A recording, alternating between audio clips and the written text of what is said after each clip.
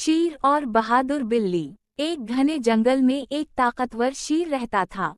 सब जानवर इससे डरते थे, सिवाय एक छोटी सी बिल्ली के जो बहुत ज़हीन और निडर थी।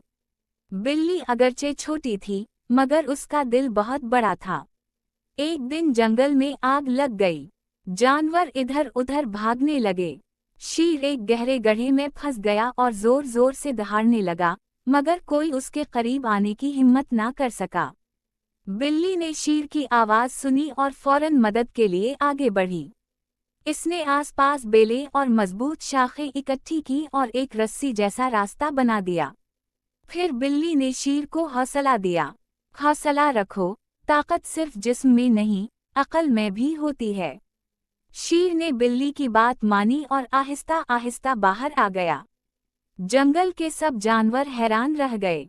शीर ने बिल्ली का शुक्रिया अदा किया और कहा, आज मैंने सीखा कि बहादुरी कद से नहीं, दिल से होती है।